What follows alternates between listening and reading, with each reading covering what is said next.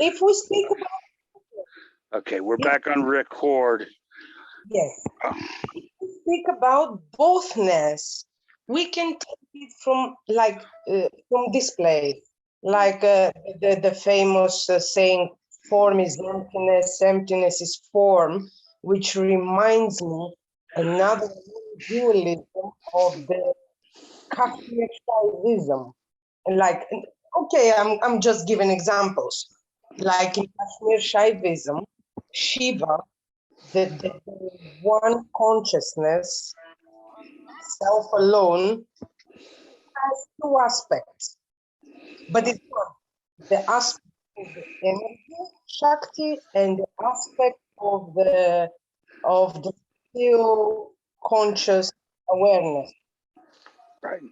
Well, see, now that, Thing like that.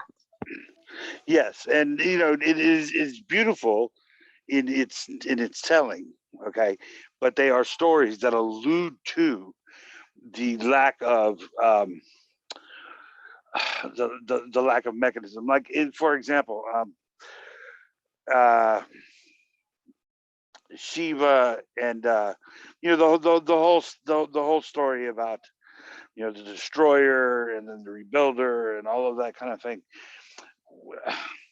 It's alluding to Shiva is destroyer of the illusion of separation. exactly. It's all about that. But ultimately, in my humble opinion, and I have been paying more attention to those kind of teachings, just because I want to be able to communicate a little better with folks. And Yes, it's not necessarily because even the top brass in that kind of spirituality or that kind of non-duality cannot tell you, and you know, it has nothing to do with truth. Not only can they not tell you, they don't profess to know. So they can tell you about a story, they can tell you about how these things allude to the appearance of a happening, but they cannot say, well, this is actually, you know, exactly what happens. You know, it's just, it's just, you know, mythology. So, but mythology serves a purpose, you know, in its own right, you know, I mean, within this illusion. I love it. I love it. Yeah, I love I mean, it is beautiful, but what it's trying to allude to is something that cannot be spoken of, because what is not duplicitous. You know, it's not, there is no separation. So yeah, so it's not that. I'm But sorry. tell me something else. Okay. Can you just erase awareness? Well, what would you say? What would you say awareness is? Awareness of the current experience, the current perception, the I behind all this. Can you erase it? Well, it doesn't exist. I mean, it appears to exist, but doesn't exist as it appears. Because what you're saying is, I'm asking you to answer me with the conclusion. I'm just no. this question: can you erase awareness? No, and that's why it is, and yes, and that is, yes, because that's why it's yes and no, because it appears to be happening, and I cannot stop that appearance from within what appears to be your perception, but it does not happen as it appears. No. You cannot stop it because you, as individual, do not separately exist. No. Well, yeah. Awareness again is fundamental. Even whatever you say, I exist, I don't exist. There is a self, there is no self. In any case, awareness is there. Well, no, it appears to be. See, if there's no individual, Here's the body of Howard Chance. Yes, that's the illusionary appearance. Illusionary appearance is the individual, the body of Howard Chance, its own perception. It appears to be. Well, it's not perception. doesn't go and come. It's there. Whatever you do. Yes, but it's not perception, because perception would have to do with awareness. And awareness, see, if I were to ask you to define awareness, you would have to have something that is aware and something that it is aware of. Okay. No. Again, maybe we cannot. Maybe I cannot explain it the way I would like to. Well, I know that, like say Kim McCloskey, for example, it said it great. He says nothing, nothing can leave awareness. If you're not aware of it, it's not happening. So, but awareness is the illusion that the individual exists and is aware of something other than itself. But that is not to say that there is separation. That's just to say it is the story of awareness, in that there is the story of an individual that is aware, and there's the story of things that the individual is aware of. And so there is nothing outside of awareness, because that, if you're not aware of it, it's not there. Whatever the illusion is, it is within awareness. That is my point. Therefore, I'm saying, like, consciousness, awareness, whatever. Some people call it God, peace, emptiness, void, 0 point. The reality of zero, which I call the absolute awareness, in lack of better definition, because we have to use this word, You cannot erase it. Whatever. When I say you, I include myself. Yeah, everybody. Yeah, nobody. No, you cannot experience unawareness. Right. Not even a chance. Well, now let's think about this. Okay, now what we are saying now is that the totality of existence is predicated on what you are consciously aware of. On subjectivity, you mean? Well, you're basically saying that your awareness as an individual constitutes the totality of existence, because if you're not aware of it, it's not happening. Look, the point is, it's just the point is that even if I do not have my own awareness, I don't have my personal awareness, because the awareness is already there. I'm the appearance, or as you say, an expression of it. There you go. As it, because awareness doesn't know something outside of it itself. So along that line of logic, then it's not awareness as it is traditionally described. It's not that you are aware of something, it's the story of such. So what it is what you're saying is, it does exist as the appearance of an individual that is aware of other, but it does not exist as that separation of observer observed. So it does and it does not exist. You see what I'm saying? It is and it is not aware. Yes, but awareness is the appearance of an individual that is aware of something other than itself. Because you suggest that the individual is there. Well, I suggest it appears to be, yes. Just an appearance within awareness. It appears to be, but with myself as a person, or without myself as a person, awareness is there. You will say, what is aware of? Nothing. Right. So that would be for to be aware of an object, but is awareness there, unmovable, unchangeable. Yes. But now let's look at that, because and it's beautiful, and I don't know why I get it. I'm basically, I agree with everybody I interview most of the time. There are a couple that I don't, but you and I, for some reason, I think we like to kind of to do this. I don't mean to dismiss what you're saying at all. I'm trying to build with you on it. I don't want to say, and we can talk about what you think in regards to these things, and I won't argue with you. I don't mean to, but just in this particular area, if I could, this is what I mean by yes and no, because you're saying that okay, nothing can be outside of awareness, yet awareness is prior to what appears to be you and being aware of something. So what that means is that awareness, insofar as thought and consciousness to the individual is concerned, is it's pre-self, it's pre everything. You're saying that awareness exists prior to the subject object. It's not is there, but it is so impersonal. It's not attached to an object, so to exist in order to be aware of the object. Awareness is there. It doesn't matter if the form is there or the form is not there. Awareness is there. Like, for example, I'll give you the deep sleep. Mhm. You are not attached to your senses, Yes. to your thought form. It doesn't mean that you are not there. But see, now this is beautiful because we can do it like this too.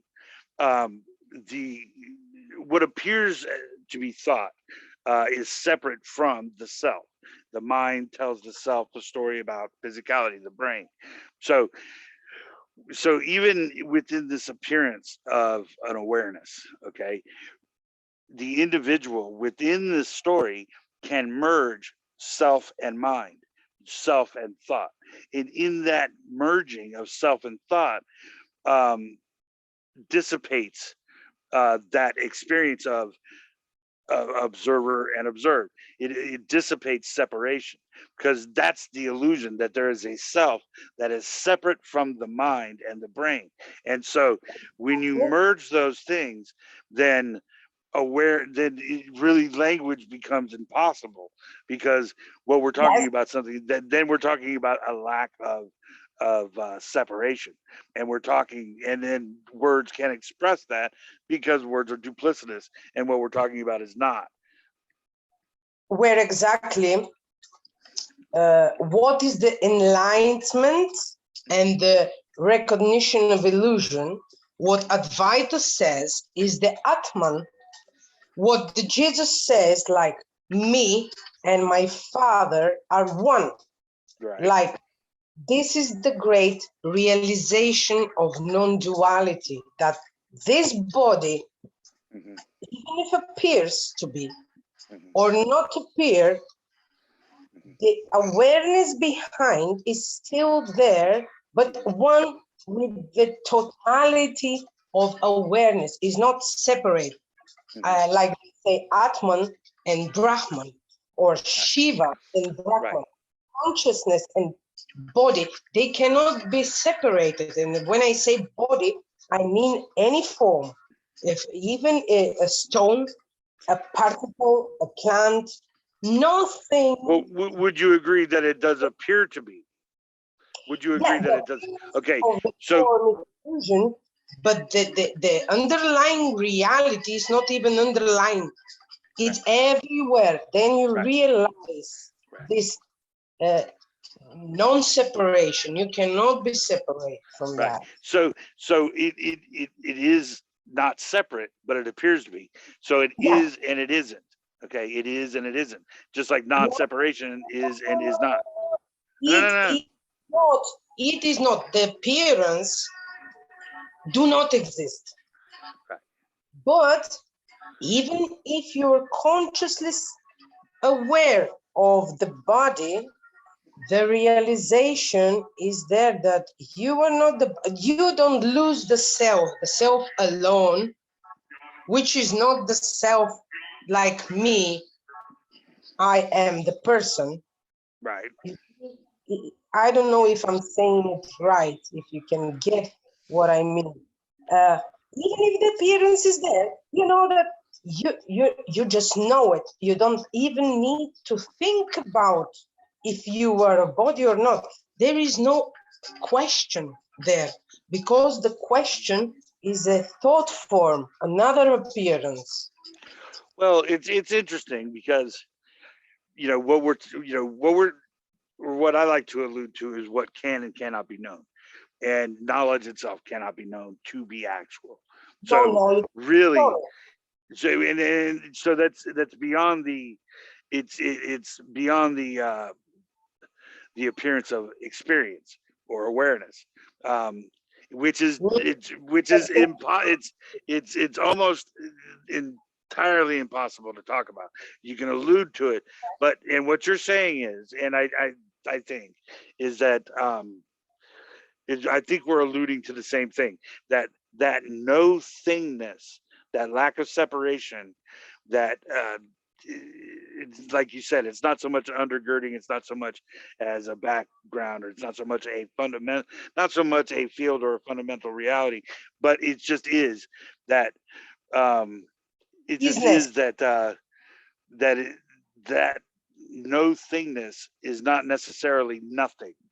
Okay, and so what you are, I think, alluding to is that um, there is something that cannot be explained behind the facade of the explainable or the apparent universe, but it's not separate from it. It's just like a mama telling a story to a kid. It's just Oh, the reality of it is unexplainable because it's not in the realm of separation, of and course. yet it is, you know.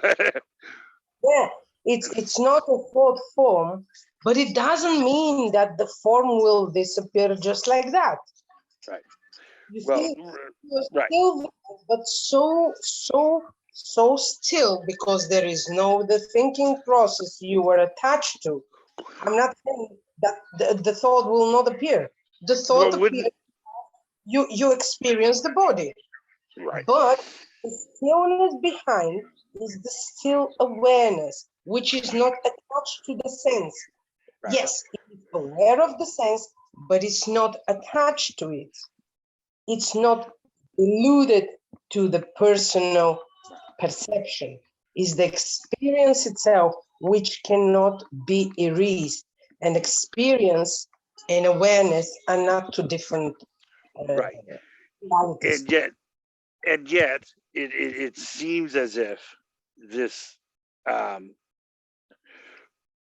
and this is where it just gets so tricky to talk about, but what appears to be this immediate experience is not relative to another position.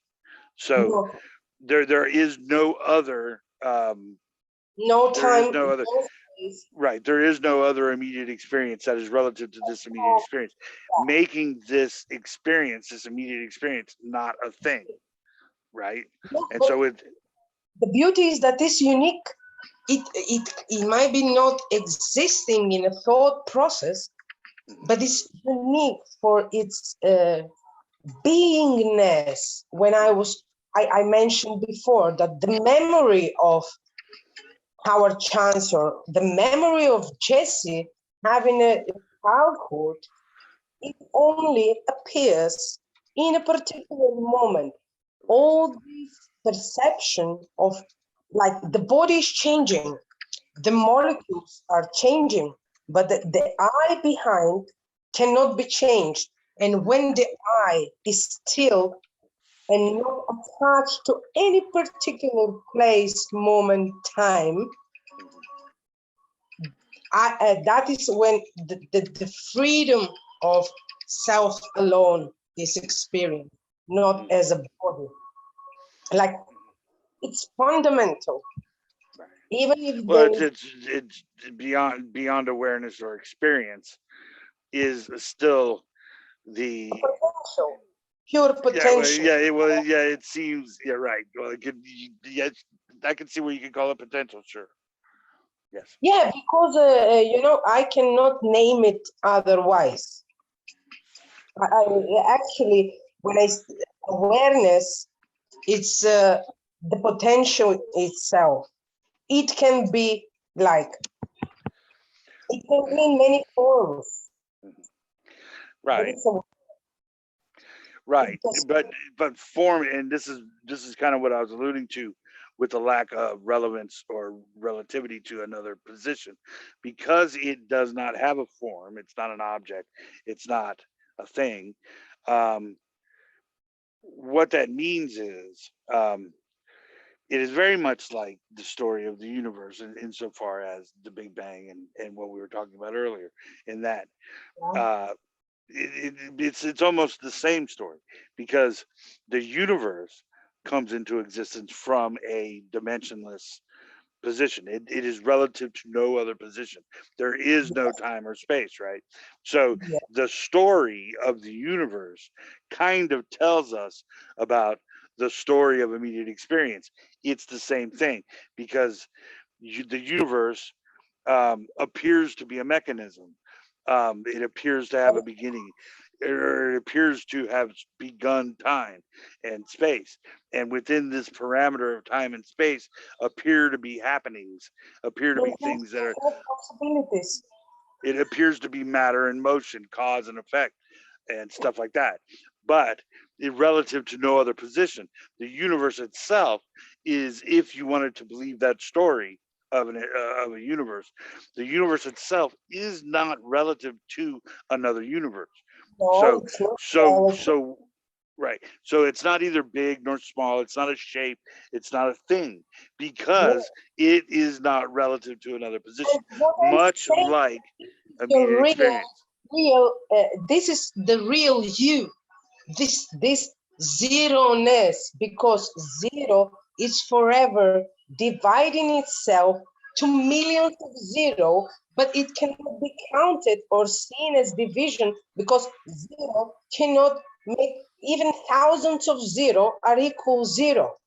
Even if zero fusion, zero with zero, it doesn't matter if it's split, you Right. know. So I Or think what you're saying is, yeah, even if there was other experiences, or other immediate experiences, or other this is universes, always zero. right? It would all be zero, because there's no medium in between them to make them Nothing. relative to each other. Exactly, So nothing.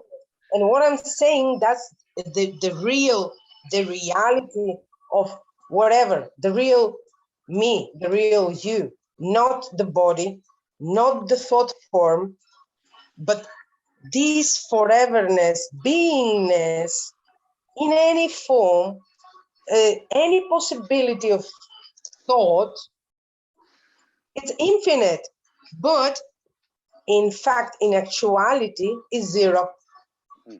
Zero. yes, well, This I think I understand what you're saying, in that it appears to be a happening within this apparent experience. It appears to be an awareness. Okay, now it could be prior to, and then the self. All I can agree with everything that you're saying, if this is what you mean, that there is no uh,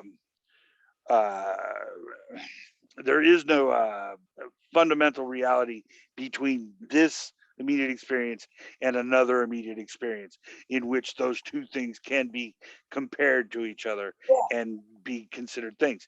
So much like the many worlds theory, in that there could be billions or trillions or infinite worlds, but none of them are relative to each other. So each world is the appearance of a happening, only on a universal scale. So, it is the same paradox. they will be the million worlds, the million thoughts will be always there until there is a conscious recognition of the illusion of those appearances. Well, yes, The but realization itself that there is an illusion and I am not the one separate self that experiences this. but wouldn't it not be that prior that awareness that you're talking about, that is not separate? It doesn't have to do with an individual that is aware of It another cannot thing. separate itself because there is not the thought form. Right. It cannot So separate, even if the form appears. it cannot feel the separation because the awareness is not personal. Awareness, it's not personal awareness. Right. So, but see, that's the thing. If it's not personal awareness, then what is consciousness? Awareness, existence. You said that it's not personal. It's not personal. No. I'm not saying, look, the objects that appears and are not separated from awareness. It's not somebody aware of the object. Even if it's aware of the object, the awareness is the object, is the creator of the object, but the illusion of separation dissolves. Mhm. The illusion of separation dissolves. Right. So, and that's what I mean. The illusion, the consciousness itself is the illusion of separation, because it drives the illusion until there is an observer, a person that identifies itself with the form. When the illusion is gone, when is no identification, nothing changes. Consciousness is still there, just the realization of totality. And when the totality comes and is experienced, the object and the subject are not two different things, but the subject will never disappear. Just the perspective is gone. It's the potential itself. Like, you realize that no, you have never been born. You have never been this child, but that's the beautiful possibility of enjoying this beautiful life. And what sometimes is not fair, when you see the pain, the misery and all this stuff, is just to straighten you out and realize that you are the one who identifies itself with the illusion of the body or the experience of the bad things. In fact, nothing, that's the paradox. Because we're not mummies, we still interact with the illusion, but we have to realize that we drive the illusion. We drive the illusion, but we are not the illusion. Well, no, see, this is where we part ways, because there's no, for me, that is the need, or that is the suggestion of a mechanism or a system in where just listen for a second. If we drive the illusion, that would mean that there's something created that makes this thing happen, and that we ourselves are a mechanism of consciousness that is somehow manifesting what appears to be happening.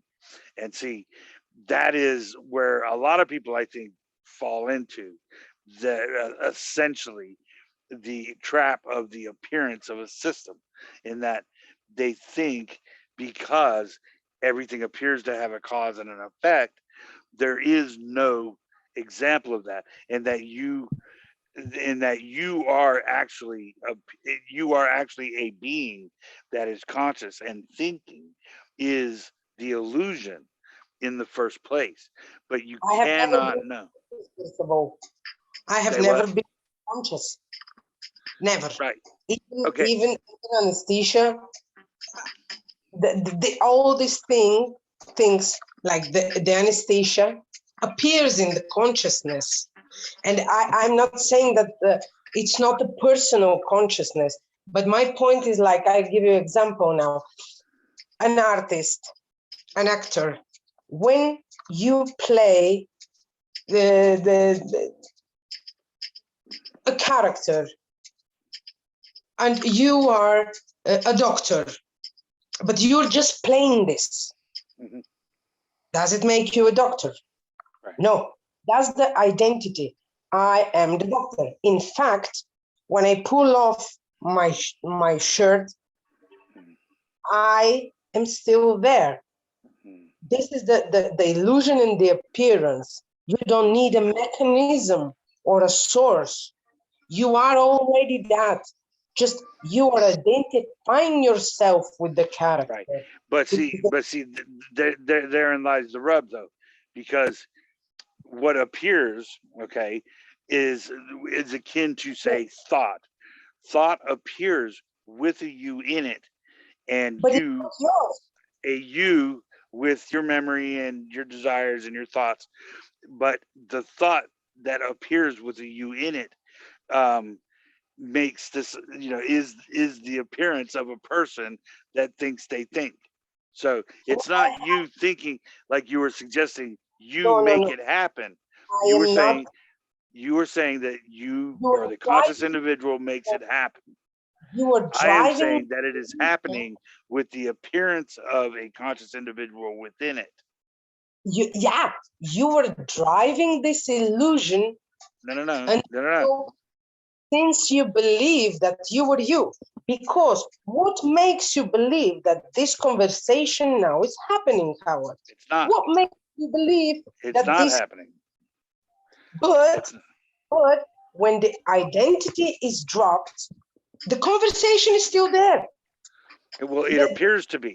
The fun, the joy, but you are not attached to it. You are not. Right. But see, it's not that there are two people having a conversation here. Exactly.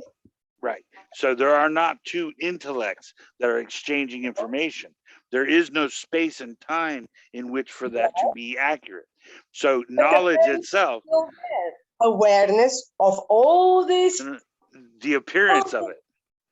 Yeah, the awareness cannot be erased. No. Yes, it can. Yes, because, and see, this is the paradox of it. And I understand what you mean. I understand that awareness, if it's not in awareness, then it's not happening.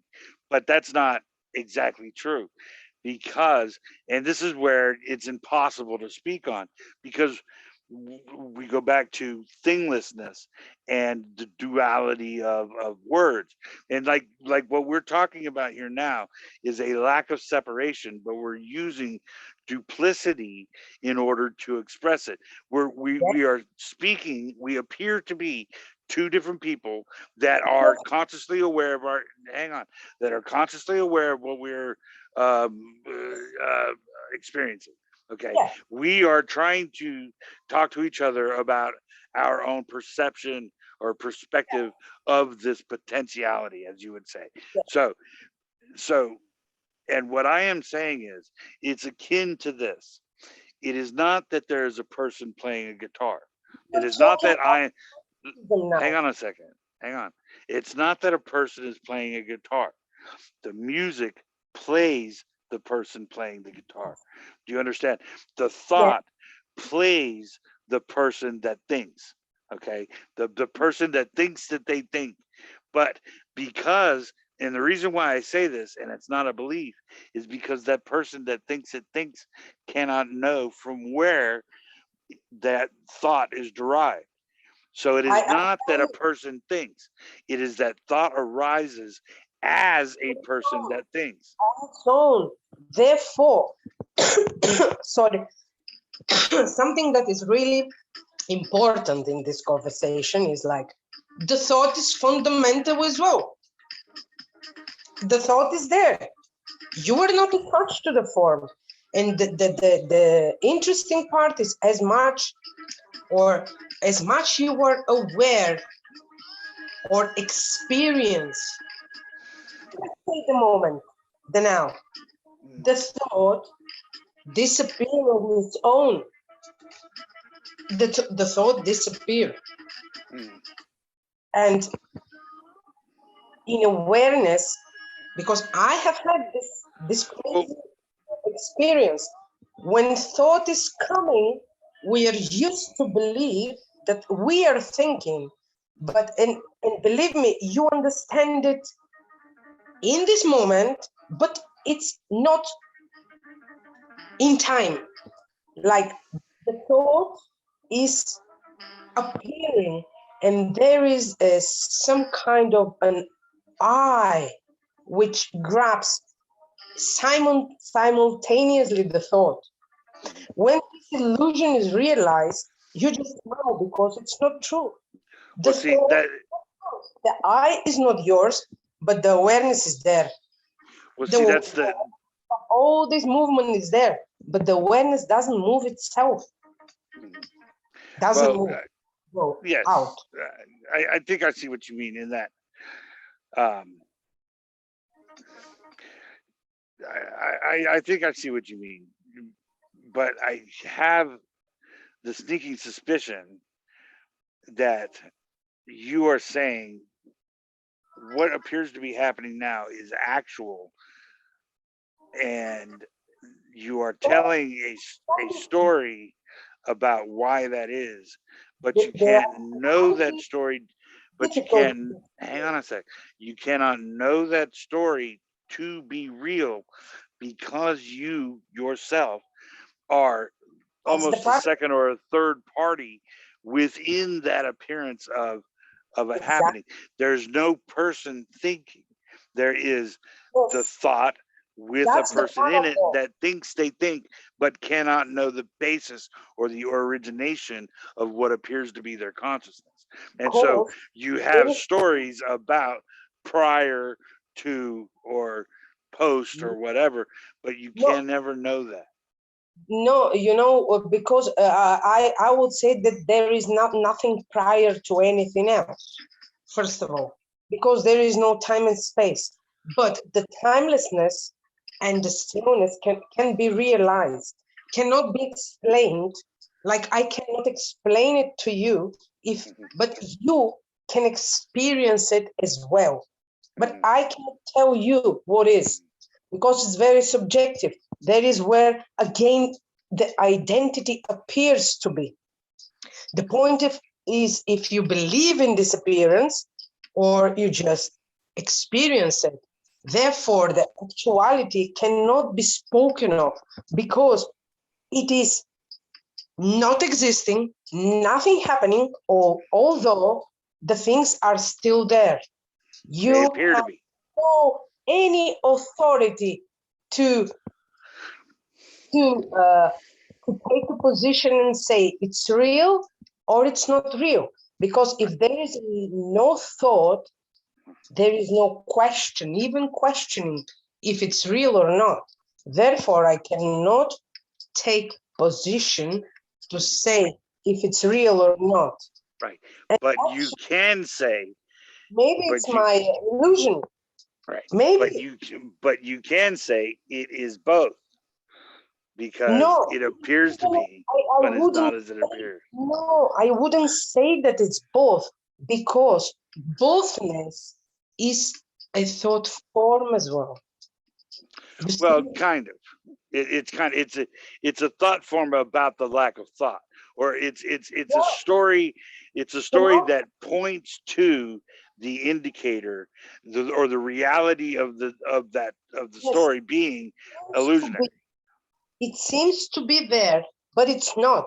Like the particle seems to appear here, but it's not, because it's a wave. That's the paradox which the mind of the individual cannot accept or experience. Well, no, it's within that system that the individual will never be able to ascertain the actuality of it, because the individual is part of that system. So it's a self-perpetuating Mobius strip, in that the wave function itself is being observed by a wave function. So you cannot know the definitive reality of that, of what appears to be that fundamental aspect of quantum physics and nature. You can't know nature to be a quantifiable system, because you yourself are that very wave function of nature. So you cannot. Well, it's kind of like saying the Bible exists. He's my hero. I love him, and he appears in this illusion like like as knowledge, but behind this knowledge of things, behind the story of things, there's the all-knowing as a potential. It can be infinite possibilities, but it's not identified by them. Right. And I understand, and I agree with what you're saying in a certain aspect, but in another aspect, that is, we're basically trying to speak of what can't be spoken of because it's simply not separate. This appearance of separation, it's not post anything or prior anything. It's the same as the lack of separation. We just appear to be separate individuals in time and space navigating this dimension, and we're talking about it as if we were two individuals. But the expression of the conversation is what is, but the individuals within it are just the appearances of what's being expressed. So do you remember the movie of the Inception? The Zen master, the founder of Zen? Oh yeah. Dogen. What he said when they told him, what do you realize after all? And he said that like the nose is here, the mouth, the eyes. Yeah, winter, summer, fall, spring. It's the reality itself. Everything else is a thought. Everything else is a thought or a judgment, liking, disliking, but you have no authority to erase something. Right. You know, because the individual is illusionary, but the body is still appears to be there. You have to accept it, not to believe this. You can believe a shit, whatever you like, but you cannot erase the particular experience. And that's the way what I'm saying. Well, yes. In a way, yes. Because and I like what Dogen says as far as there's, winter, summer, spring, fall, it's just, it is what it is. There is no hidden message anywhere.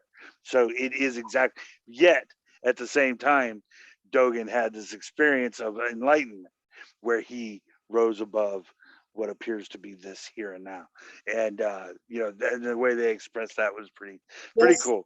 But the reality of the situation is, it's the same thing that we're trying to, and it's such a tease, because what we're trying to do is speak of what can't be spoken of. We're trying to talk about what Dogen said. Basically, it is exactly as it appears, and yet it is not is. It's not a linear chain of events that happen in a cycle. It just appears to be. So once you see it as an appearance, and once you realize that, as they say, once you become enlightened, you still have to chop wood and carry water. It's still the appearance, but it's not real. And so it is, and it is not real. Enlightenment is fundamental. Enlightenment is not a happening in a place or time. Right. It's paradoxical at best, yes. Yeah, because and I will again say consciousness is enlightenment itself, because the light is not seen. The consciousness enlightens whatever you see. The point is like, is there a individual, someone that is identified with this? But all this will be in consciousness. And if we can move this word, because maybe you don't like the word.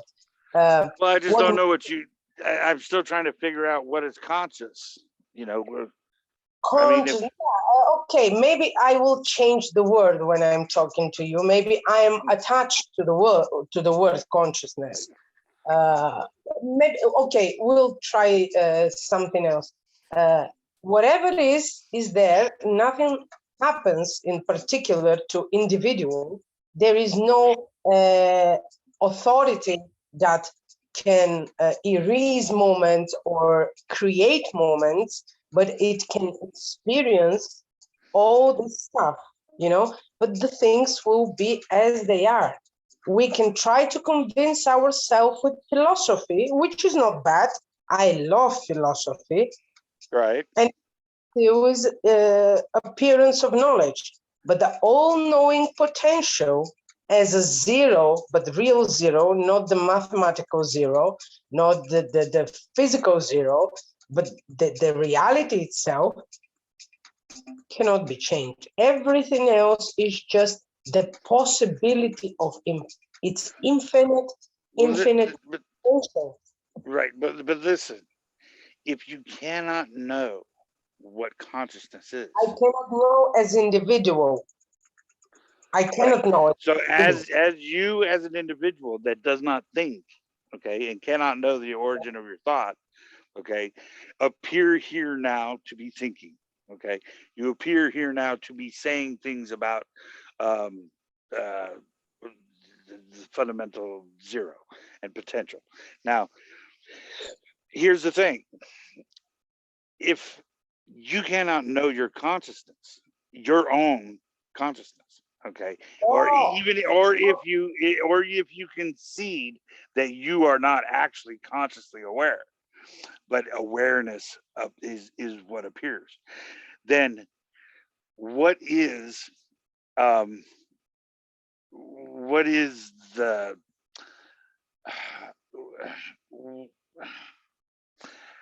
how can you decipher, or how can you delineate, how can you understand another? Basically, you're telling a story about another or a different kind of consciousness when you cannot describe your own, or when you negate the fact that you're even conscious at all.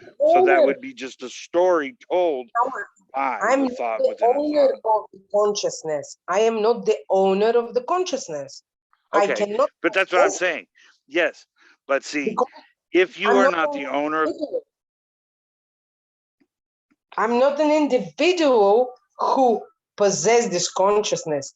The me as individual appears within consciousness. okay, so what is I consciousness? don't identify myself with pure consciousness, with dual consciousness, with non-dual consciousness. That's a story. That's the story goes and goes and goes. And like, for example, we use the Master Suzuki saying like, there is not an enlightened person, there is only enlightened activity. The activity cannot be stopped. Well, You cannot stop it because there is no even you. yeah, it's I think a friend of mine, Gio, called it the intention. It's the intention. Yeah, the intention without anything attached to it. That's what's real. The intention, and the same thing I think Suzuki is saying when he says that, there is no enlightenment. There's just an enlightened environment. I choose to say that, yeah, it's not so much that the paradox being the individual doesn't get enlightened, but the environment of the individual seems lighter, is enlightened. Yeah, the entire you lose yourself, but the environment becomes enlightened. So I understand what that means, but at the same time, if you attach the word, and as you said, and maybe I'm beating a dead horse, but consciousness itself cannot be described or defined by the individual, because clearly, or as we have already said, that we are a thought within a thought, or we are a dream within a dream, so as Edgar Allan Poe would say. So, and that's what I think he meant, and that's just another way of saying it, that thought arises with us in it, and within that fundamental reality of the appearance, that there is no foundation, just like with the wave functions and all that other kind of stuff, is that there is no discernible system or mechanism, because it just appears to be one, but never giving the example of the origin or an objective truth in where to start the story.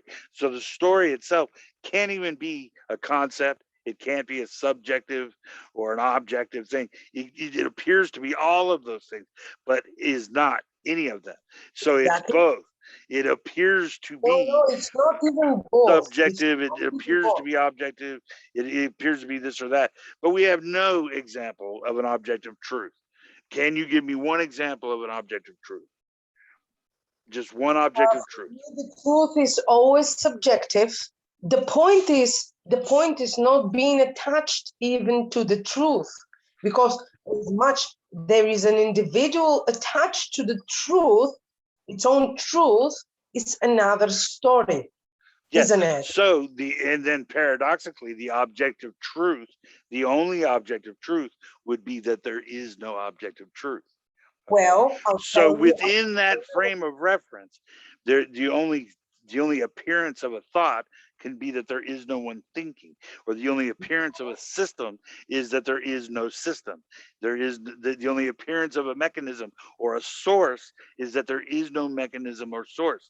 There is no story, but that there is the no only thing one that appears, the story. there is no one attached to it, but appears to be an attachment to a thought. Yeah. The thought will arise until there is a believer that is a thinker, isn't it? And Yeah. I will give you another example with the light.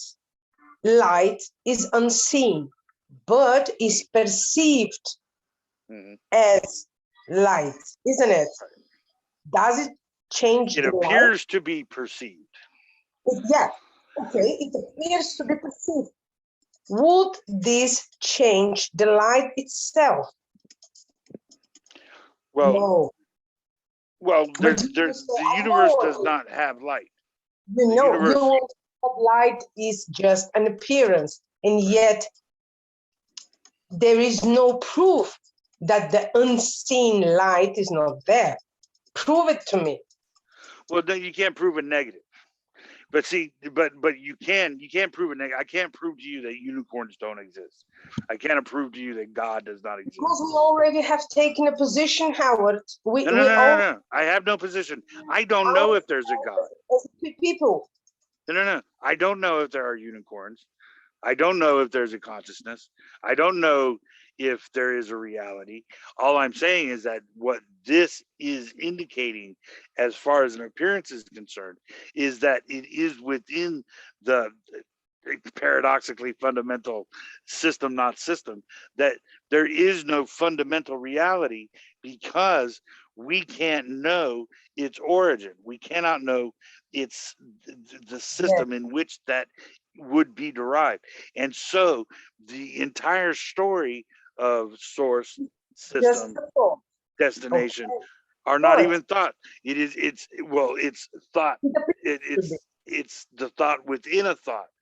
Which leads to a question to you. Should we be passive?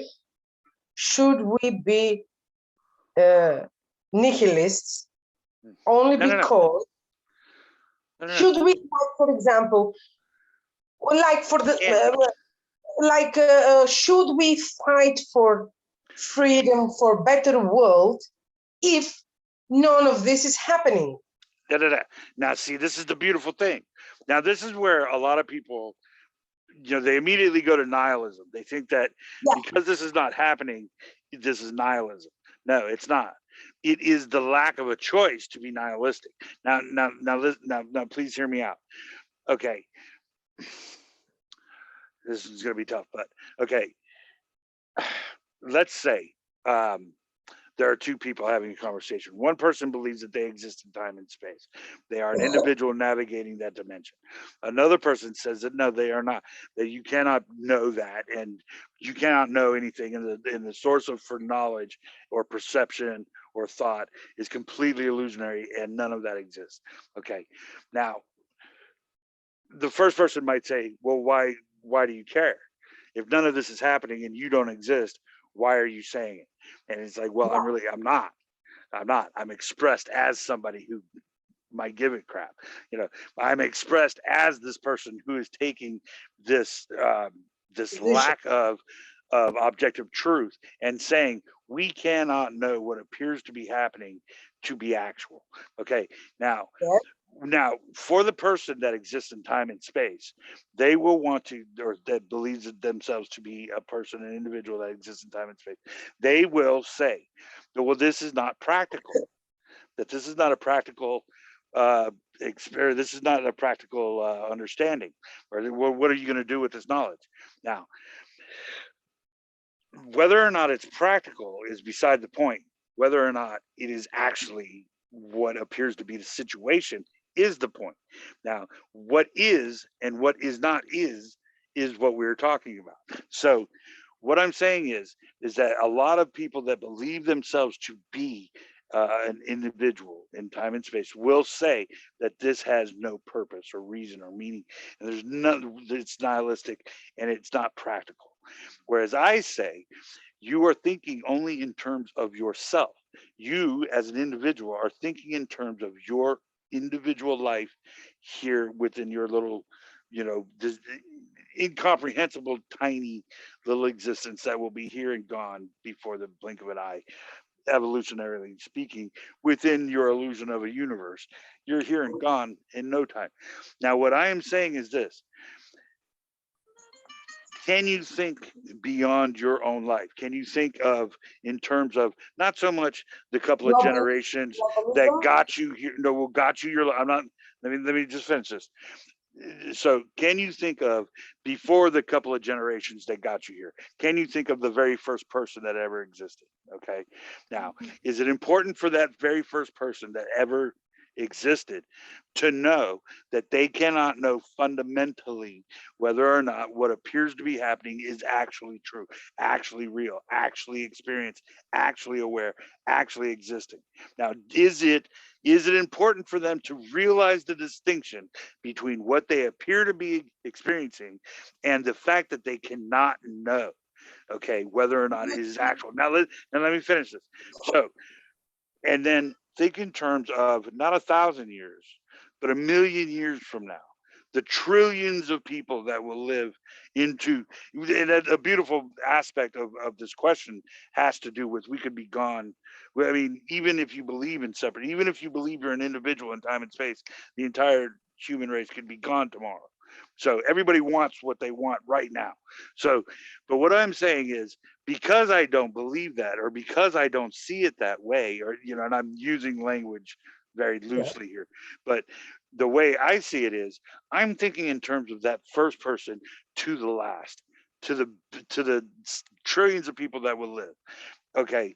What I am saying is it important for the last person to know that that the entire human race has never known whether or not what they're experiencing is actually accurate and true, that they are thinking, that they are real, that this is an experience? Now, let me do this. If the human race pondered this as an actuality, it's not that I am taking a position. I am merely pointing to the lack of position presented, that there is no way to know. Now, is that beneficial to the human as he evolves throughout this experience of what appears to be time and space, matter and motion, going through evolution? Now, you or the person that believes themselves to be existing in time and space has never even thought about that, generally speaking, and they're calling me a nihilist, where I am saying that it is the fundamental reality of this happening, not happening, that we cannot know, and that is so you agree a that beautiful. there is, okay, but see, but to know that there is fundamental reality. right. Well, see, that's what I'm saying. The appearance of that system. So what I am saying is that because we cannot have that foundation, the lack of foundation is what should be built on. The human experience should not be about a story that we are telling ourselves about what it might be. It should be, we should be talking about what actually can be and what cannot be known and why. Okay, because once you know what can and cannot be actualized to be true, then you can build from that honest truth, that there is no objective truth. Now, you can believe a story, you can believe all kinds of things if you like, but the most the fundamental, I'll take your word, the fundamental reality that we cannot know that this is real at all, I think is more important than any other thing that could be known, because it is that lack of foundation in which we can build upon our experience as humans. It is the opposite of nihilism. It is not. So What I we, am we saying is that the truth we can is consciously more important than the we story. can consciously create a better world. You mean like to evolve, even if it is just you cannot validate if it's It actual or not. right. It should be taught in school that you do not know, you cannot know, and that all of these ideas of non-dualism have to be explored. In that it is the reality, quote unquote, real unrealness, the both real and unrealness of it. It appears to So, be so real, there is a but is not as it appears. And so there is a from that, fundamental reality as a context. You mean? yes, exactly. And so in the Yeah. context of people that will live 1,000,000 years from now, I want them to be happy. I want people that live. I want the person that lived thousands Well, of years ago to be happy, knowing that the truth of their nature is the unknowable, systemless appearance that it is. In that, and then when that is seen for what it is, then you can choose, or you can appear to choose with open eyes whatever story you want to believe, or choose not to believe anything. you know that That is reminds me of Nisargadatta Maharaj, who is saying that he's just not attached to the body, he's not attached to the individual, and if something happens, like to save another's life and lose its own life, he's not attached to it, and it seems to happening. Like there is no personal intention, right.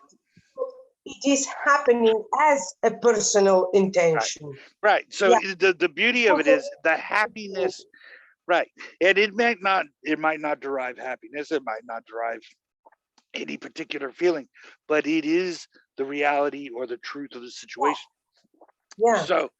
So to me, I think that it is the opposite of nihilism. It is hope, in that it is hope in the hopelessness of it. When you realize that it is hopeless to assert a story where no truth exists and believe it, that there is no way to happiness in that respect. For me, but let me just say this.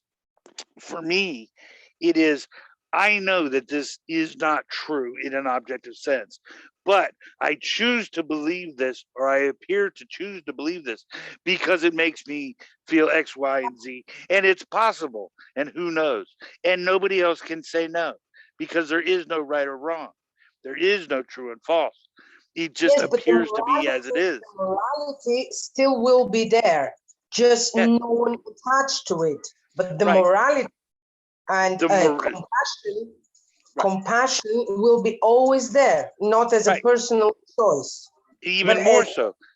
as unconditional. And I will come to this, like unconditional love, which means compassion. Right. Compassion, like I feel you, We are not because separate. you are me. We are not separated. Right. And You put yourself in, yeah, you put that's yourself in that, fundamental. yeah. Well, then now we're talking. See, now we're talking, because now you're putting yourself in this, in the person's position that is like committed a crime. Okay, this person has lost it, and for whatever reason, they have hurt somebody, and now you're in the hands of judges, quote unquote judges, that realize there, but for the grace of God go I. I'll use that phrasing. I'm not saying there is or is not a God. I'm saying that it is both, is and is not. And what I'm saying is that I can look at somebody who has committed a crime and say, I can see myself doing that. I mean, I definitely, you're born poor, you're born, you have all these problems, nobody's helping you, and you're hungry and blah, blah, blah. So you go into a house to steal some food. Somebody's there and they try to stop you. And the next thing you know, you killed somebody, and it just kind of happened that way. You didn't intend it to be, but it is, you had to feed your kids. So things of that nature. You have more compassion, you have more love in the quote unquote appearance of acceptance, in the fact that there is no actuality. Therefore, I would say that this is freedom, because you were not bound to the body, to the individual. You just realize that you can still have these feelings, good, bad, whatever. You just have to realize every single second that this is the appearance. Right. Of but you are free. That you are the fundamental reality which cannot be spoken of. Right. You are that. Well, in a way, yes. You could say that. Well, you are the appearance of the totality of expression. You are part of this experience of being expressed as a thought within a thought, as a dream within a dream. That you are dreaming, or that you yourself have dreams, is the dream of a spontaneous and sourceless appearance. So we appear to be. Will then sometimes be a I lost in the words. I got lost in the thought.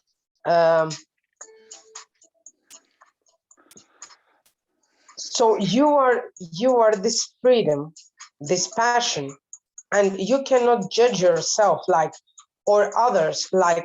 The story of Jesus would never happen if there was not Judah. Right. Well, I think. Well, for me, when I read Judah, like the bad person, because without Judah, there wouldn't be this resurrection of Jesus. Therefore, Judas wasn't the bad guy. Judas was in my personal opinion. I've read the Bible, and to me, when I read it, it was clear to me that Judas was the closest friend Jesus had, because Judas didn't care what everybody thought of him. Judas didn't care that he would be dragged through the mud in history. Judas didn't care that he was going to be killed for doing what Jesus told him to do. Judas didn't care what the people thought of him, or what history would make of him, or what the church would say, or what Paul or Peter would say, because he loved Jesus. And same enlighten as or equal or same with Jesus. Right. So they cannot be separated. Right. And you can make that analogy, as Jesus said to the people, to the scribes that were trying to trap him, are you God? And he said, essentially, I am, but you are too. We are all sons of God. So and there's all kinds of things you can do with that can be seen in Advaitic perspective. Is exactly Atman and Brahman, and the manifested, the unmanifested cannot be separated. Mm-hmm. Like in non-dualistic point of view, Jesus and Judas cannot be separated, and Jesus said, I and my Father are one. There is not like my Father gave me a birth, or I gave the birth to my Father to have me. That's the non-dual point. That is where all the thought come to a dead end and just disappeared. And well, it was clear like everybody bailed on Jesus, but you know no, I'm just giving it. I'm just everybody giving it bailed on him, but the women and Judas. outside of us. Jesus is not something outside of us, but we already can use it as example. Like yeah, but you don't need it. I mean, I wouldn't say that then, you know, if I know that we don't need it, but we have to have some kind of telepathy otherwise, because we have to use examples and words. Otherwise, everything is. Yes, but we don't need but you don't need an example. See, a lot of people will say, you know, like the people that use ACIM, they use Jesus because it is something that is comforting to them and something that they can feel safe with. And so they use ACIM because it makes them feel good when they're dealing with things that are tough to deal with. The point is that there are no others. There is no you and me having this conversation. Well, then there wouldn't be a Jesus either then. Not ours, you know, it is. So the words spoken now are just words. It's not mine or yours. I see you, you see me, but we are not two different things. Exactly. Now along that same line of logic, then Dugan, the Zen Master Suzuki, Jesus, Gandhi, whoever, Muhammad, whoever you want to talk about. Okay, they don't exist in time and space in an objective sense, but they appear to have. So what we're talking about is Jesus as Suzuki, as Dogen, as everyone else, all of those kind of, you know, whatever you want to believe. All of that is happening now as the appearance of the two of us. We, within that experience, have these understandings of teachings from ancient people, but they didn't exist then, and we don't exist now. That is the expression of the conversation happening as a totality. What I'm saying all the time is that is the all knowing. You know, do not need the knowledge of Jesus. The Jesus appears as the knowledge. Buddha appears as the knowledge. You appear as the knowledge. I appear as the knowledge. But the all-knowing is, it's not dependent on the knowledge. Like, you don't need to think something in order to know.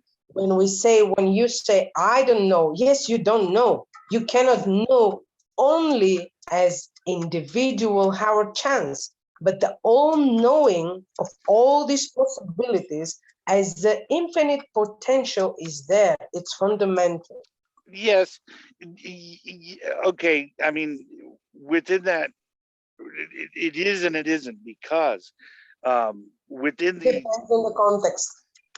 Well, within the context of an individual that does exist in a dimension of time and space, yes, the potentiality is infinite. But that is the story of individuals in time and space in its outset. Now, but I am not saying that it may not appear to come true, whatever potentiality that you might focus on, or any of that other kind of thing. I'm not trying to say what is or is not the potential reality of a future.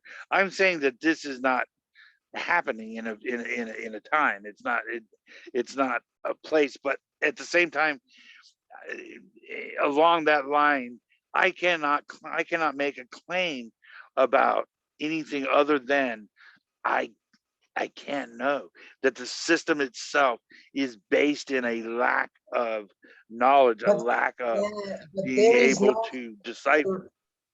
When you were fully aware of the body, the environment, you can see clearly thoughts appearing with a bigger interval between a thought, an interval, a thought, an interval. As much, that's the paradox, as much there is awareness of the particular body, as much the thought form stops to appear. That's why I'm saying that there is a infinite fundamental awareness, because from one hand, from one point, there is the awareness of the object, and from the other, this awareness expands, so to speak, so infinite that you are not dependent on the body anymore, but you are not disappearing. Only the illusion of the individual is appearing. That's the paradox. And as much you are aware of the body and not attached to the thought or senses, the feeling, the experience of senses will be there, but there is not the definition of I am feeling heat or I am feeling cold.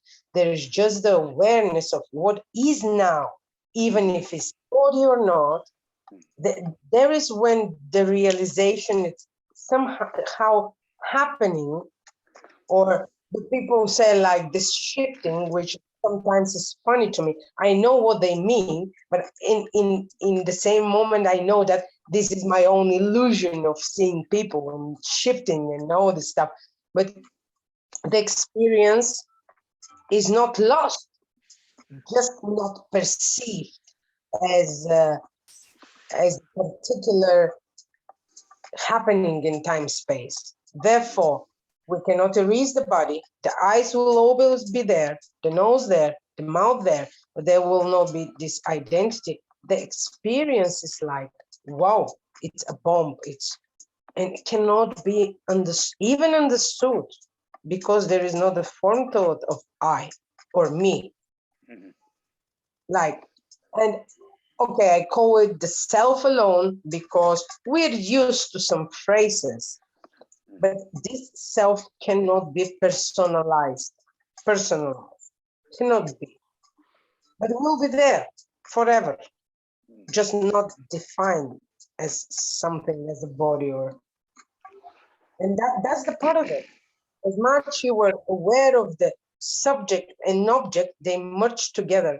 You cannot see differentiation, and then you cannot even say that it's bothness. Yeah. I mean, in a lack of separation, there is no space or time. The space or time, by definition, is relative to motion and objects that are relative to each other. It's fundamental. The experience is fundamental. It cannot go anywhere. Just I don't see spread without boundaries. Yeah, kind of. Kind of.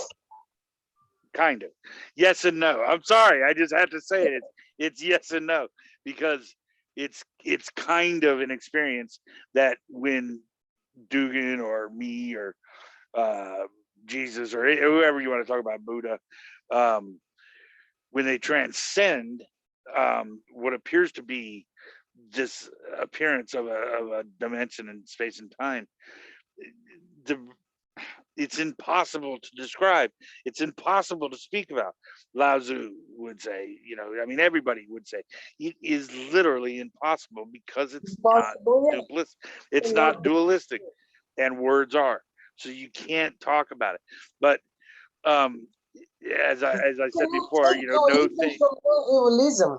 You cannot take Judah from Jesus. The same is with duality and non-duality. You cannot take the one or the other. It looks like different aspects. In fact, but along that line, then we can use the metaphor. We can use the metaphor of the man in the river or the person in the river, in that a person can never enter the same river twice, right? Yeah. Because you're a different person and it's a different river. So it's not the same water and you're not the same person. Every moment you change. Every moment the appearance of you changes into another person. The appearance is changing, but the experiencer, without being attached to the individual, the experience will always be there, just impersonal. Yes, but okay. You will always feel the cold. When you go to Alaska, you will always feel the cold. It's fundamental. It doesn't. It doesn't care if, yes, but if it's true or not. The cold will be cold. Only if it's experienced from a personal eye, because I cannot tell you how cold I feel, because even if we are in the same room, you will have different perception from mine. right. That's the duality. Right. And so there is unchangeable. Right. And so but see, along that, it's around the same kind of subject, but around that same kind of subject would be that change is changeless and therefore not change. So if change is constant, then it's not. Change being constant is an oxymoron. See, if change is constant, then it's not change. You are so used to change that you don't realize that it's changing. In fact, everything is changeless. Awareness, again, right. I will say, it's changeless. Will always be there. It is both. The subject will perceive it differently. Right. Till there. So it's both. In that, like, there is and there is not a God or a source or a cause. There is and there is not change, because change is constant and therefore not change. So experience, as you would just say, we could call experience change. Experience is constant and therefore not experience, because what is the appearance of experience is change. And so what it is like somebody lives and dies, right? But it's constant. That life and death is a constant. And so life and death don't exist in reference to experience. See what I mean? Because it's constant as change and therefore not either. So life and death are similar to that expression of a beginning and an end. Like, you suddenly are aware you're alive. Like, oh my God, I'm alive, and there are other objects around me. I'm navigating time and space. That's how it appears to a child. If you were aware when you were dead, well, the hell, experiencing the hell, because if you realize that you do not even exist, that's shocking. Imagine. Well, exactly. What would be, and there the Zen koan. If there's silence and you're sitting there in silence and you hear a sound, where did the sound come from? And a lot of people, you spend a lot of time, well, what sound? What kind of sound? What did it sound like? Was it a symbol? But where you can say there was something, there was a sound, then there was nothing, there was a sound, and then there was nothing. And so much like life, or the koan of the well, I'll get off of that, but much like suddenly you're alive. Suddenly you didn't choose to be here, you're just here, right? You don't know where you came from, you don't know where you're going, you don't know what happened before, you don't know what's going to happen later. For example, immediate experience is the assumption of an individual that is experiencing something, okay, or the story of an individual. The experience is not the perception. Again, perception is the relative, subjective. So let me ask you, does experience exist prior to your awareness, or what appears to be your awareness? Awareness and experience are not two different things. Okay, so okay, so this immediate experience, does it exist without you? The experience will always be there. Okay, so when you so this was here. So even if I'm not here, okay, as they say, because we're getting to awareness now. When the tree falls, will there be a sound? No, because it's just like the light. There's nobody to hear it. There is no sound. There's just waves in air. It cannot be. It doesn't mean that it's not there. The sound will It be doesn't there, make a sound. but not in a form, not in a form. Just Of the sound. notion between the motion, the notion will be there as the all-knowing, but it will not be defined as sound. Like Okay, when but in the koans, what is the difference between Westerners and let's look at it like this. Let's look at it like this. Okay. You were born, suddenly you're aware that you're alive. You don't know where you came from. You don't know where you're going after you die, right? That is the story of an individual in this immediate experience. I am born somehow trying to navigate this weird whatever it is, and I will eventually expire. Now, does the immediate experience exist or appear to exist prior to your appearance?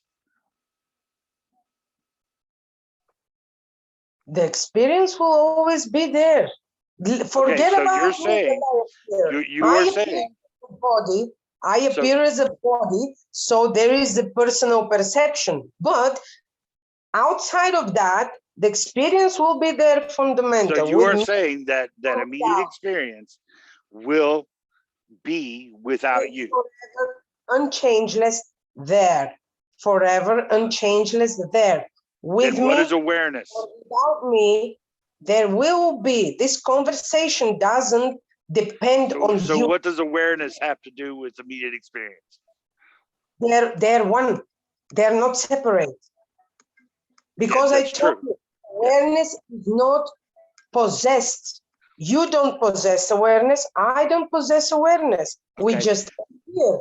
But awareness and experience do not depend on us because we are just a possibility. It's not. Okay. Well, how about this? Let's look at it like this. If what you're saying is true, which we cannot really actually know, you're making a statement. No, we cannot. You're making a claim. Right. But let's say you're right. Let's say immediate experience was here before the appearance of me. So what does my awareness have to do with immediate experience? The time prior or after, it's only in contact with the believer of I am experiencing. There is the time appears. Right. So your conscious awareness and belief it's has not to do with what appears to be you. No, it's not mine. The awareness will be there. But for example, the wave function will always be there. The particle is the illusion of appearance, not the wave. The wave is fundamental. The point is like the particle and the wave are not two different things. Even if we say singularity, what is the single one?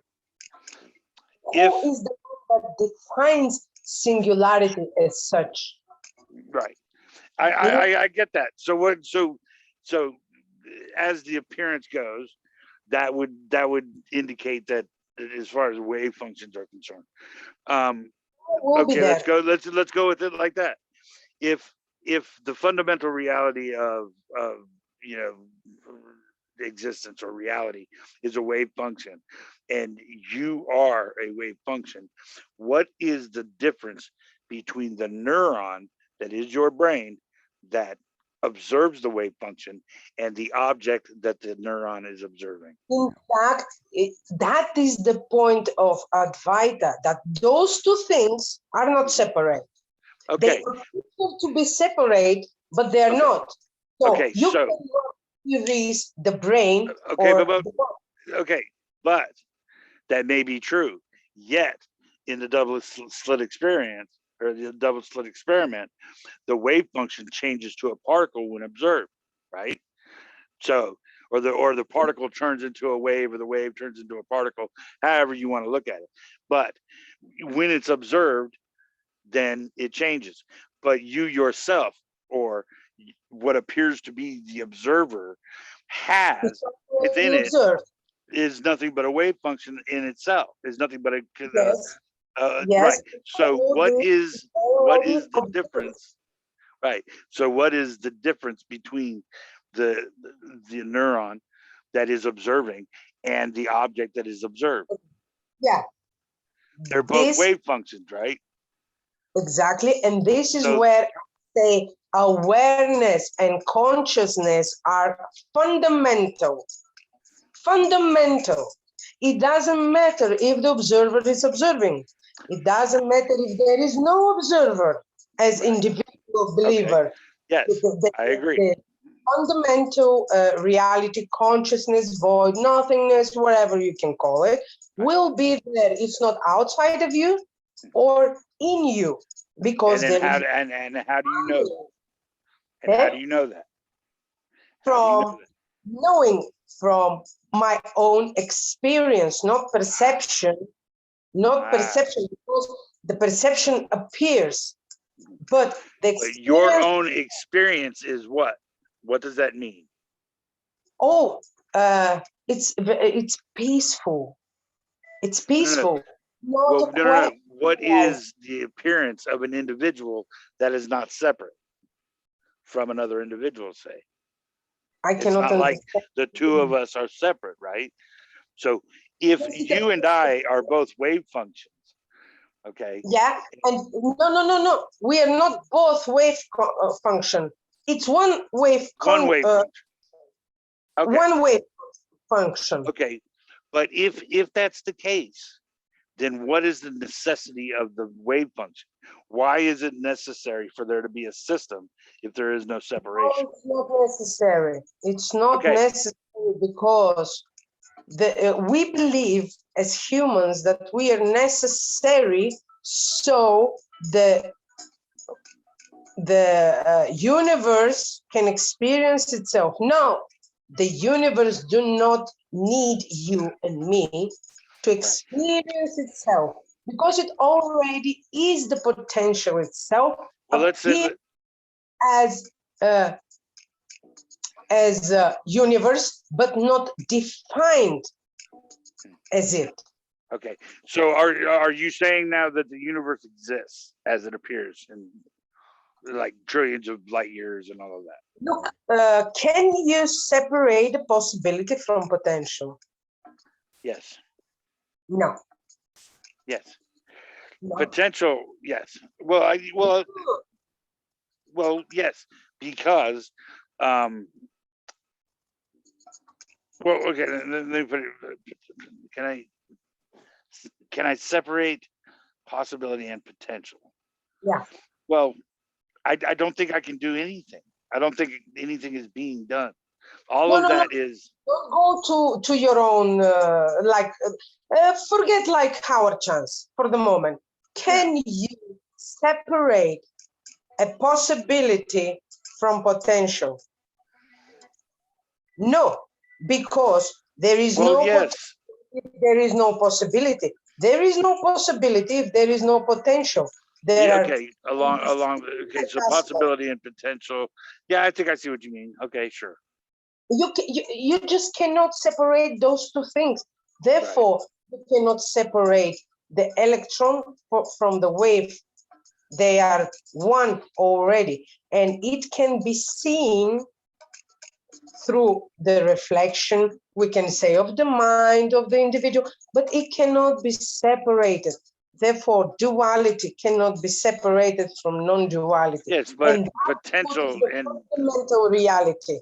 Yes, but potential and possibility indicate a happening that is not verified. Okay, the potential is not defined by a separate possibility, because the potential, it's infinite possibilities.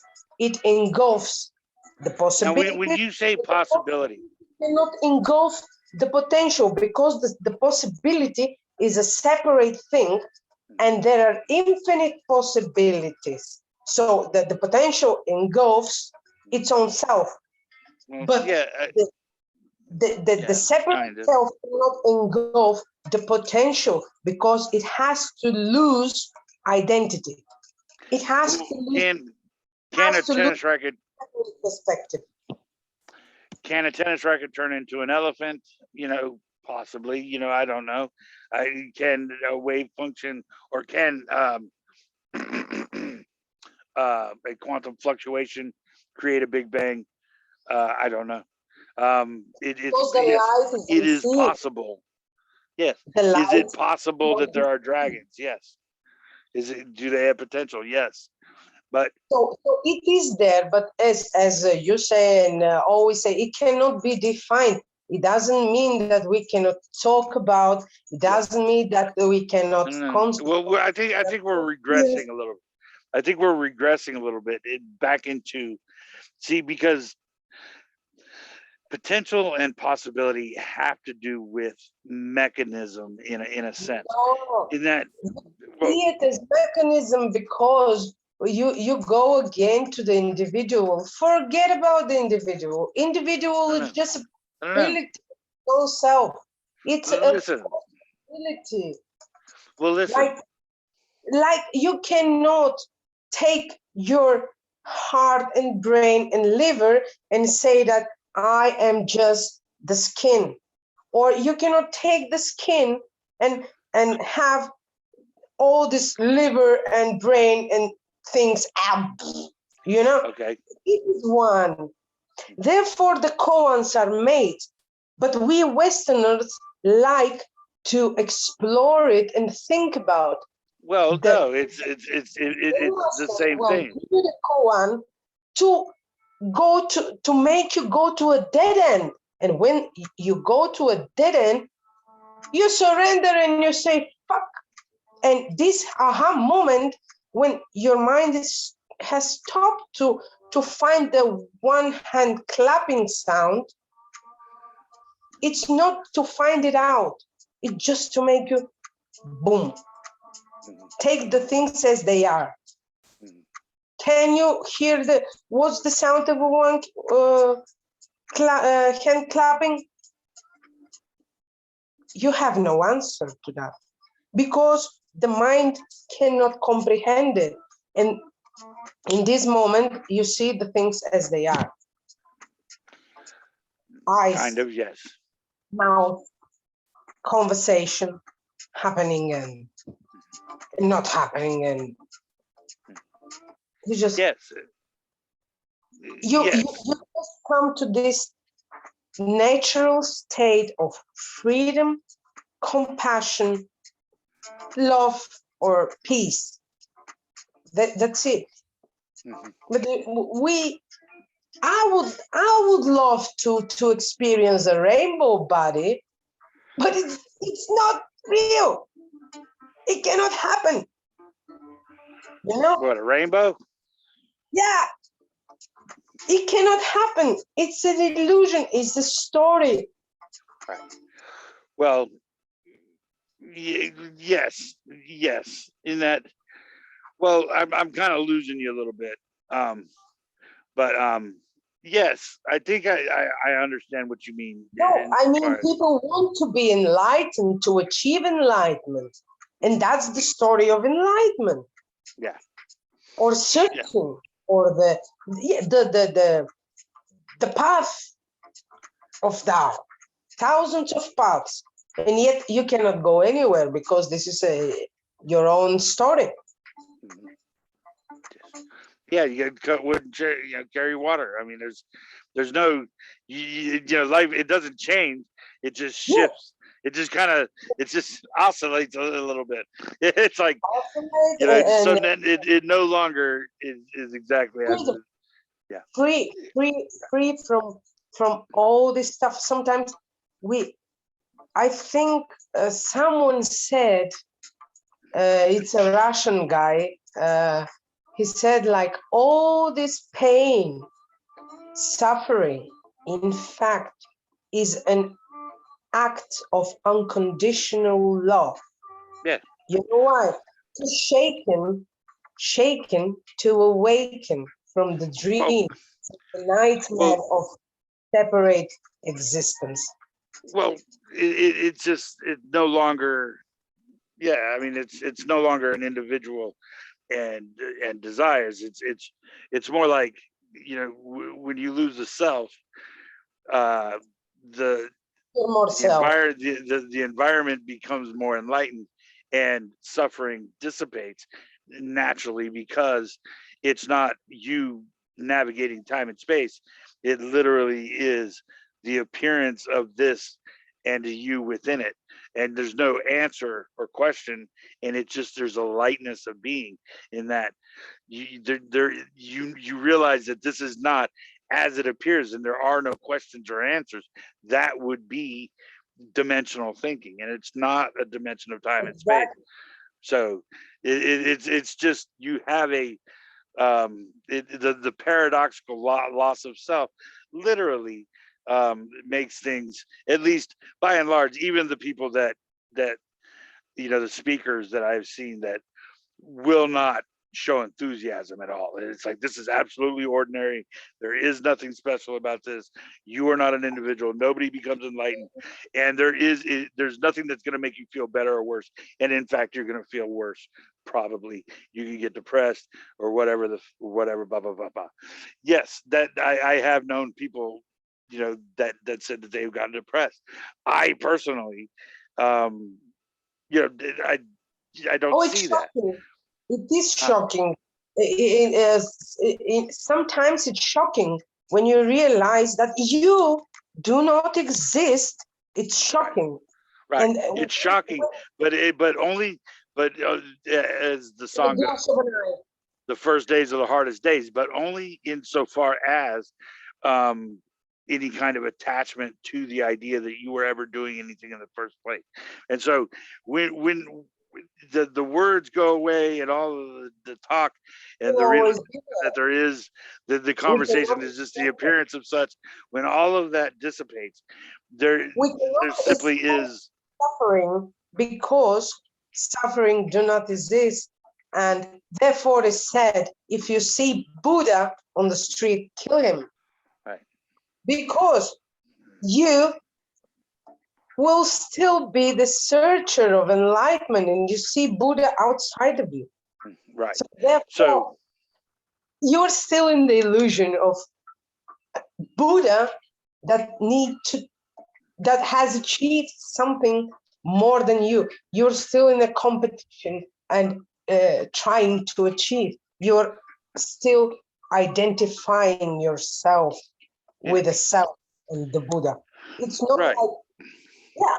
like, I think it's because that you see a Buddha, kill him. Kill him. Yeah. It's not a Buddha outside of you. In fact, you need to kill your own ego, not the person you see, your own ego, to understand. Or the illusion that you even have an ego. Exactly. Or that anything, or that you do have an ego or don't have an ego. I mean, either or. Because, you know, it's impossible. To achieve your own self, first of all. Say what? You cannot achieve enlightenment, because enlightenment is all there is. Like, not the concept of enlightenment, but already enlightened in seeing. Right.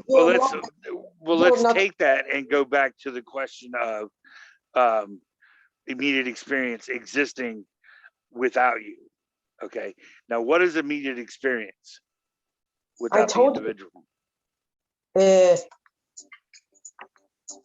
Relaxation, peace, whatever is like peace, peaceful. It will always be there, in the body, outside of the body. Yes, but if your body doesn't, but no, I'm saying even if the appearance of Jesse was not here, would your immediate experience, or would the immediate experience that Jesse is perceiving exist? It will be there, but not as Jesse. So you're saying that something exists or appears to exist absent a Jesse? Yeah. Okay. Yeah. Now, that's paradoxical, is it not? Of course it's paradoxical, but the reality, the fundamental reality, as we call it, because we have to use some words, it doesn't depend on me. It will always be there, with me or without me. So do you see where I say at this point, now this is the funny part, because you don't exist, yet consciousness is the illusion of the immediate experience of the subject object. Consciousness drives the illusion, like if it's focused, consciousness can be focused to something, but who is the one that That's has what I'm saying. that is the illusionary separation. So conscious not awareness, right?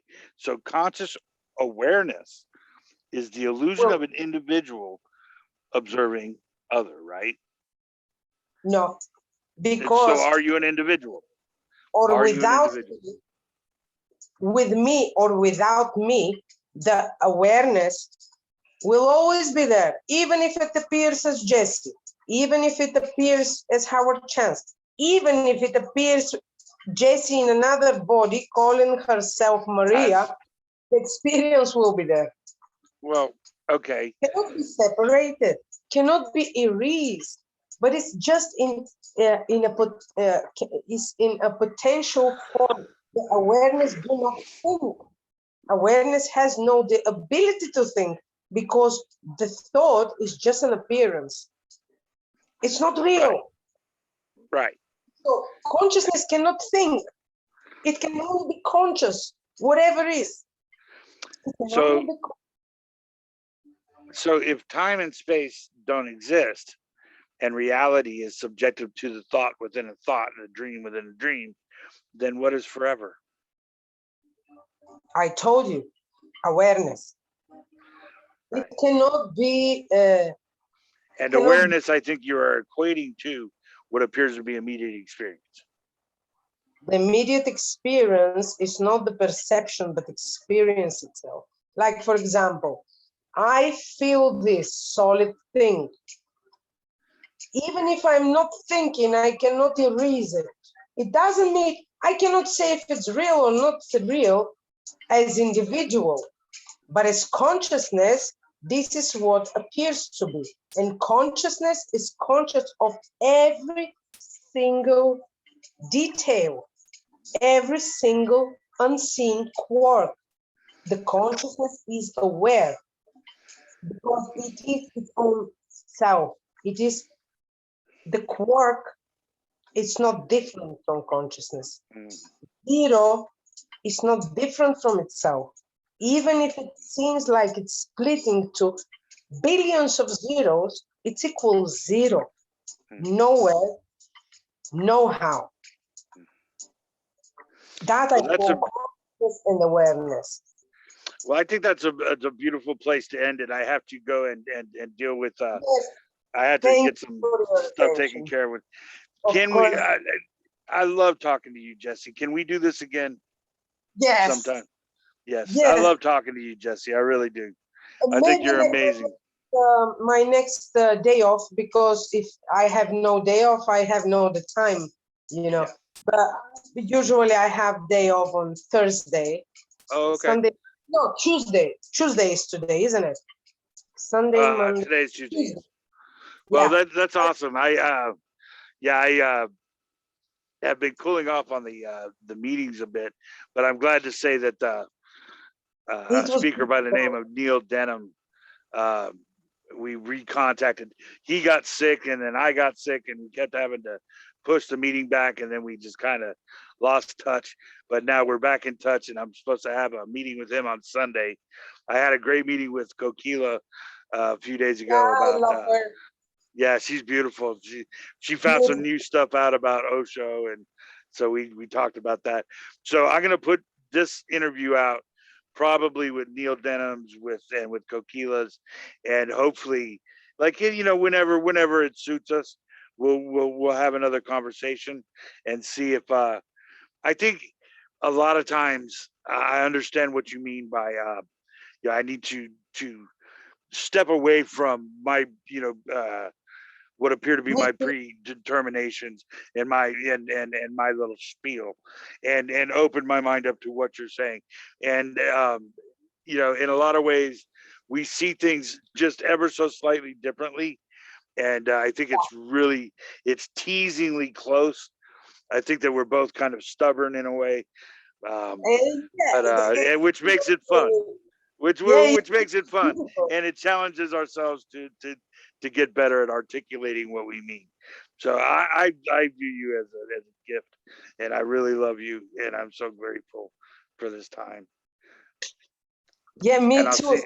Thanks for your attention and for this conversation, which doesn't even depends on you or me. Yeah, right. But I think it's a great I'm just so glad that we met each other all those years ago, and that our conversations definitely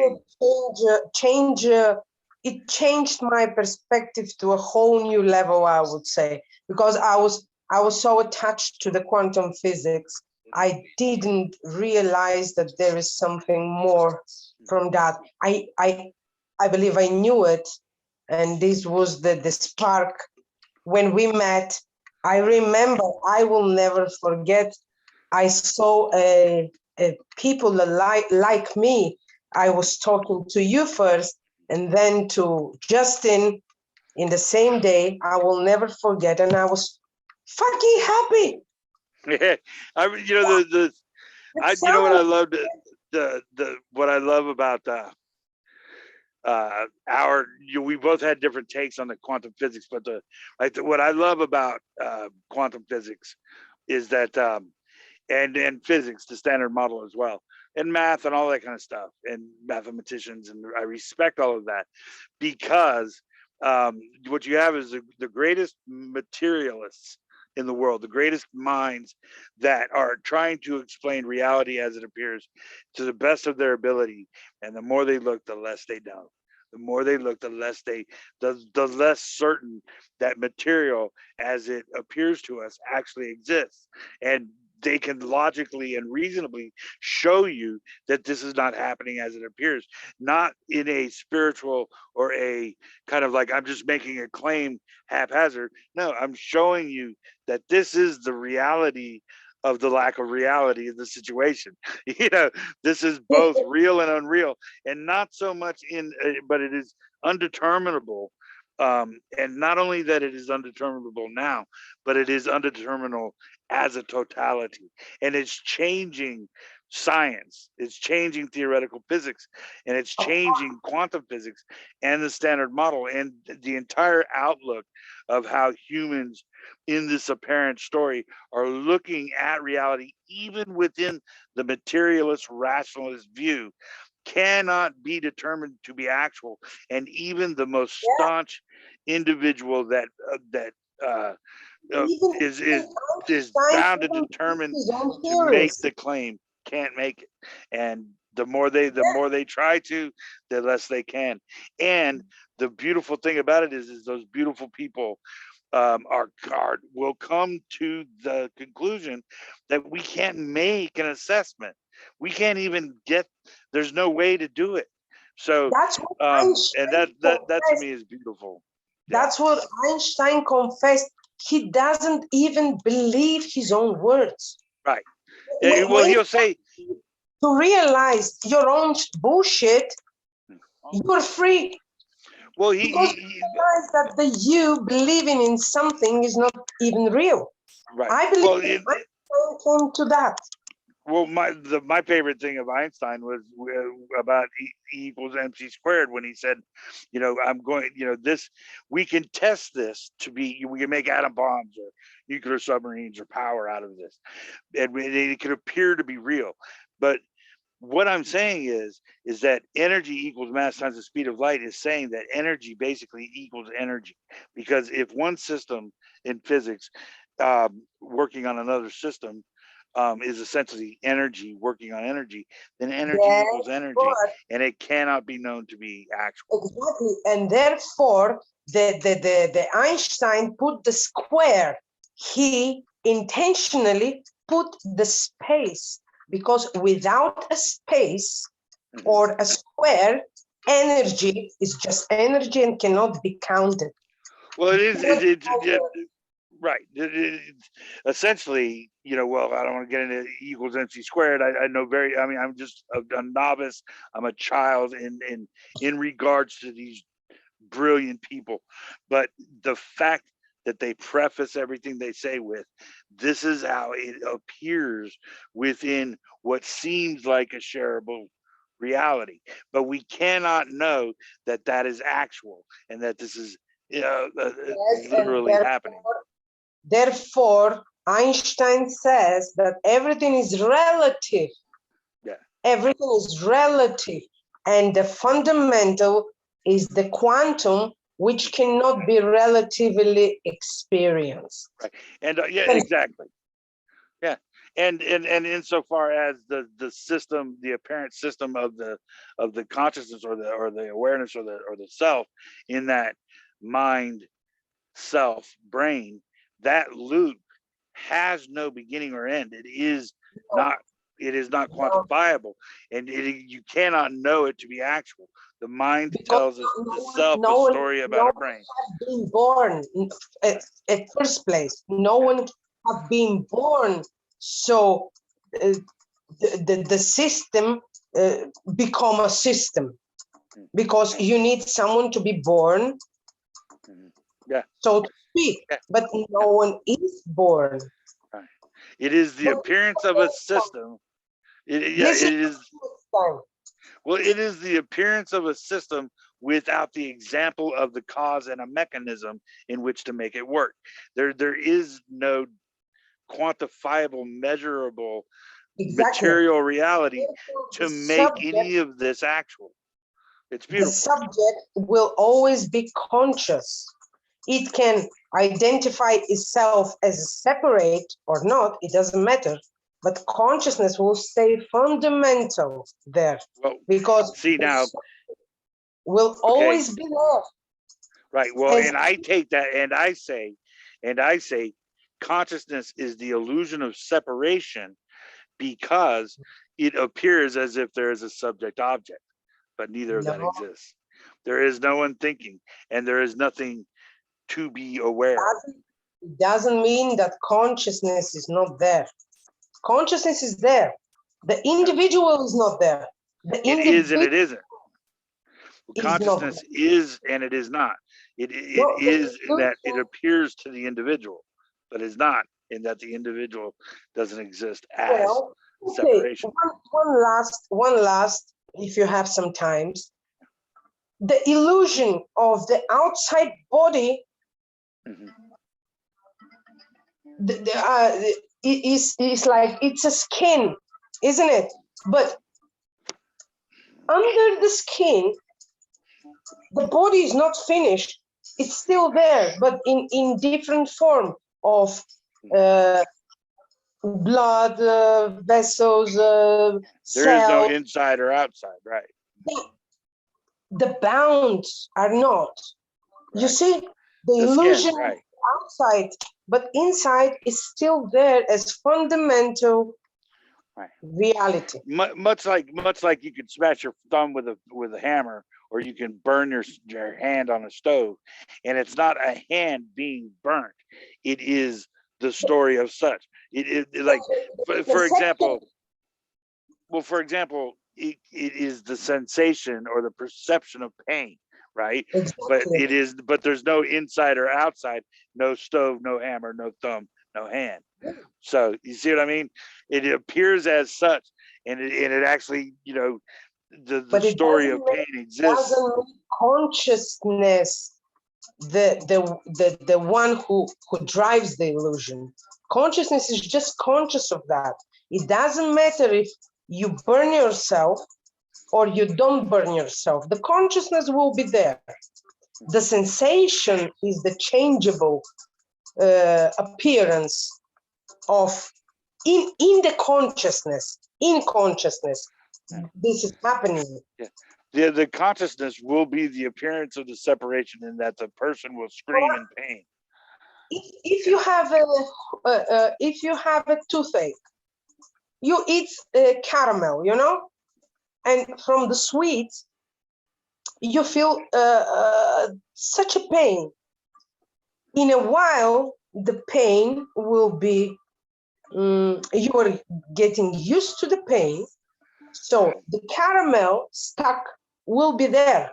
Right. The pain will have different level of different level of not experiencing, but you are getting used to the pain, so you don't feel it intense. Or have a, yeah. But the pain will be there as Maybe. a notion. Yeah, The maybe. caramel, the tooth. Yeah, Will if be you're there. consciously aware of it. But like, let's say a baby is being given a shot. If the doctor distracts the baby with a balloon and the baby goes like this, and then the doctor gives the baby a shot, the baby won't cry. But if the baby sees the needle, the baby will freak out. You know what I mean? Yeah, So the act will never change. The act will never change, but the perception of it is the changeable part of the whole story. You see? Yes, and that has to do with okay. I think I understand what you mean, but we're gonna have to pick that up next time. I got to go with this Okay. person. See I you love you, soon. Jesse, and I'll see you next time. All right. Ciao, Love you. ciao. Bye bye. Ciao.